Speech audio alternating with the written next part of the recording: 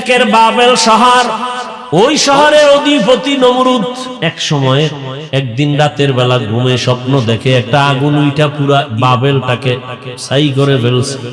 ঘুম থেকে ওইটা নমরুদ বলে, গণকরে ডাকো, গণকরে ডাক দাও, আমি যে স্বপ্ন দেখলাম আগুন, ভয় পাইলাম, কি এটা?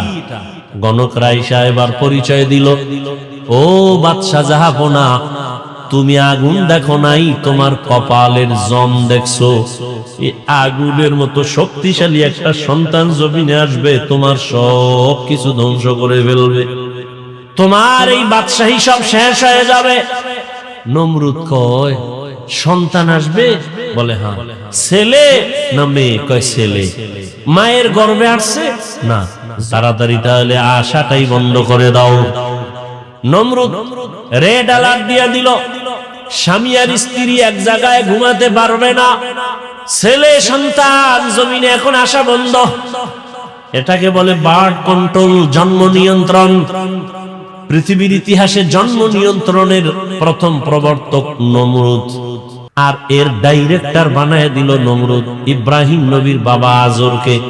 আল্লাহ তাআলা চাইলেন ইব্রাহিম আসবে, তোর সব জুলুম বন্ধ করাবো। আল্লাহ তাআলা বলেন, আসমান জমিনের ক্ষমতা আমার, আমি চাইলে কাউকে ছেলে দেই, কাউকে মেয়ে দেই, কাউকে দুটোটা দেই, কাউকে কোনোটাই দেই না। ক্ষমতা কার? আল্লাহ যাকে সন্তান দিবেন কেউ ফিরাতে পারবে না, যাকে দিবেন না কেউ আনতেও পারবে না। ইব্রাহিম দুনিয়াতে আসবে, আল্লাহর সিদ্ধান্ত। আজরের ডাইরেক্টরের ঘরে ইব্রাহিম চলে আসলেন। ইব্রাহিম আস্তে আস্তে বড় হলেন। আমি সংক্ষেপে শেষ করতেছি, ছেড়ে ছেড়ে যাচ্ছি।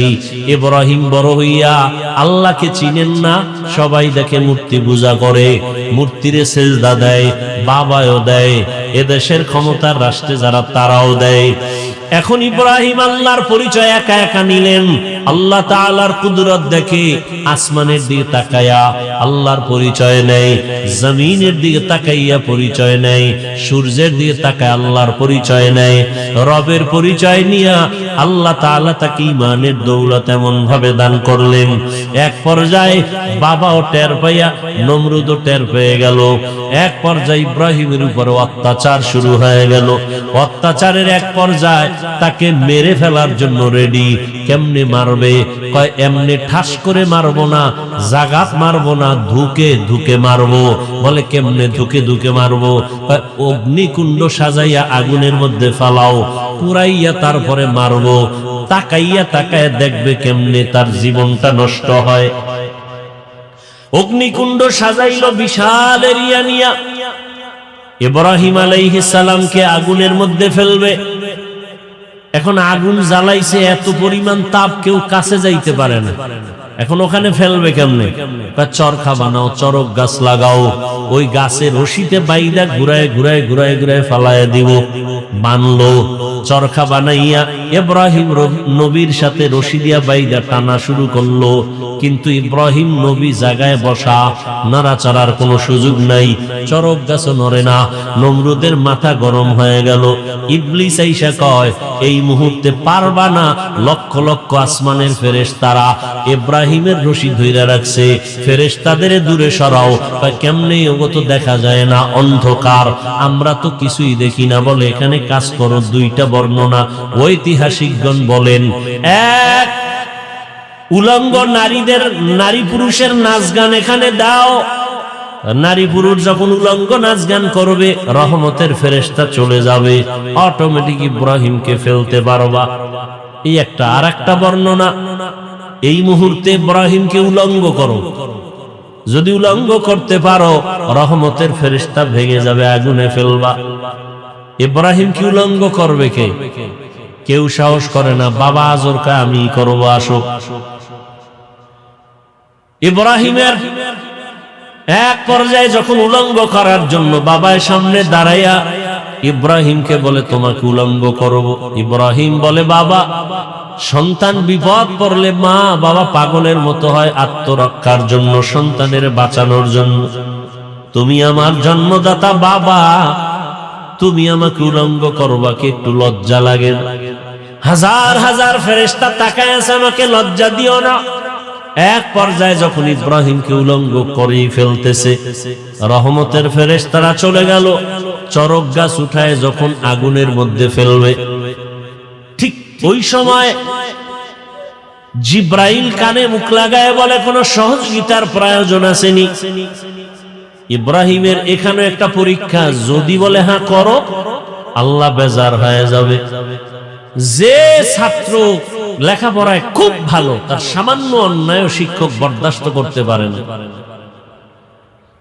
ইব্রাহিম আলাইহিস সালাম এখানেও পাশ করে বললেন, আরে আমি তো অন্ধ মালিকের গোলাম না, তুমি আমার সাহায্য করবা কি করবা না জানা নাই, আমার কিছুর প্রয়োজন হলে আমার মালিক আমার জন্য যথেষ্ট, তিনি আমার সবকিছু দেখতেছেন। ইব্রাহিম এইখানেও পাশ করে ফেললেন। আগুনের মধ্যে যখন ফেললো, আল্লাহ আগুনকে হুকুম করে দিলেন, উলনা ইয়া নারু কুনি বারদাও ওয়া সালামান আলা ইব্রাহিম, আকে লুতুফে খেশরা ইজহারে কর, বাখলিল আশনারে রাগল জারে কর। আগুনের মধ্যে ইব্রাহিম পড়ে আছে দিব্যি আরামে, কোন ইব্রাহিম নবীর পশমও জ্বলে না। নমরুদ অনেক দূরের থেকে তাকায় বলে, আগুন তুই কি দুর্বল হয়ে গেলি? কয় না, ইব্রাহিম যার কথা মাইনা চলে, আমিও তো তার কথা মেনে চলি। ইব্রাহিমের আল্লাহ হুকুম দিছে জ্বালানোর, নিষেধ করেছেন পশম যেন জ্বলে না। আবার আল্লাহ যদি অর্ডার করে তোর এই পুরা জমিন আমি জ্বালায় দিতে পারি। দীর্ঘদিন ইব্রাহিম নবী আগুনের মধ্যে থাইকা বের হলেন, সশরীরে আরামে সুস্থতার সাথে বের হইয়া। এবার কয় না, এত বড় জুলুম সহ্য করা যায় না, দেশে থাকবো না। বিদায় বিবি বিশ্ব সুন্দরী সারা, তাকে নিয়ে রওনা সিরিয়ার দেশে, ইরাক থেকে সিরিয়ায় যাবে। সাথে একজন তার ভাতিজা লূত আলাইহিস সালাম তার সঙ্গে আছেন। আল্লাহর পদে পদে বান্দার উপরে পরীক্ষা। যাবেন সিরিয়ায়, মিশরের এলাকা যখন পার হচ্ছেন, সেখানে আবার এক ঝামেলা। মিশরের জালেম খবর পাইছে বিশ্ব সুন্দরী সারা যায়, এটাকে আটকাও। আটকাইয়া লয়ে গেছে তার খাস কামরায়। ইব্রাহিম নবী একা বসে আছেন রাস্তায়। ইব্রাহিম নবী বলেন, হে মালিক, তুমি আমারে যতই পরীক্ষা করো দয়া করে পাশ করায়া দাও। আমার বিবির সতীত্ব নষ্ট করবে কেউ, বরদাস্ত করা যায় না, কি না জানি করে জানি না। আল্লাহ কয়, ইব্রাহিম ধৈর্য ধারণ কর, আমি তোর অন্তর চক্ষু খুলে দিলাম। জালেম তোর স্ত্রীর সাথে কি করবে তুই এখানে বসে সব দেখবি। ইব্রাহিম নবী অন্তর চক্ষু দিয়া তাকায় দেখে জালেম বিশ্ব সুন্দরী বিবি সারার দিকে হাত যখন বাড়াইতে শুরু করলো, সাথে সাথে হাতটা বাঁকা হয়ে গেছে, শক্ত হয়ে গেছে। জালেম কয়, রে ও নারী, তোমার মধ্যে এমন কি মেডিসিন আছে যে আমি হাত বাড়াইলে বাঁকা হয়ে যায়? আমি আর করবো না, আমারে মাফ করো। যা মাফ করে দিলাম। হাত আবার স্বাভাবিক হয়ে গেছে। জালেম আবার সুযোগ পায় হাত বাড়াইছে। ইব্রাহিম নবী দেখতেছেন আর দোয়া করতেছেন। এভাবে 3 বার হাত বাড়াইয়া খাঁটি তওবা করে বলে, তোমার মধ্যে এমন কি মেডিসিন আছে যে আমি তোমার কাছেও যেতে পারি না? ও পর্দার আড়ালের আম্মা জানেরা, জমিনের মধ্যে যা কিছু ঘটে বা হচ্ছে, প্রবাদ আছে তার অর্ধেক করেছে নর, অর্ধেক করেছে নারী। একটা বাগান সাজাইতে হলে জমিনের মধ্যে আদর্শ সন্তান লাগবে। আদর্শ সন্তান প্রয়োজন হলে আদর্শ মায়ের প্রয়োজন। এরে আম্মা জান, এক হাতে তালি বাজে না। স্বামী আর স্ত্রী এক মন যদি না হয়, ওই জায়গায় ভালো সন্তান আসবে না। ওই মা সারা কতটা কঠিন এক মুহূর্তে, তার স্বামী নবীও নাই, আল্লাহর মুহাব্বতের পরীক্ষায় পাশ করার জন্য এতটা মজবুত। জালেম যখন বলে তোমার মধ্যে কি মেডিসিন আছে যে আমার হাত আগায় না, আল্লাহর বান্দি বিশ্ব সুন্দরী সারা বলে, আরে আমার মধ্যে তো কিছুই নাই, তবে আমার জানা আছে এতটুকু, আমি আল্লাহর প্রিয় একজন বান্দার স্ত্রী। আল্লাহর প্রিয় বান্দা ইব্রাহিম নবীর স্ত্রী কয়, কই তোমার সেই প্রিয় বান্দা? বলে ওই যে রাস্তায়। জালেম ভুল স্বীকার কইরা নবীরে ডাইকা মেহমানদারি করাইয়া জানতে চাইলেন সন্তান কতজন? কয় কোনো সন্তান নাই। কেন? কয় চাইছি পাই না।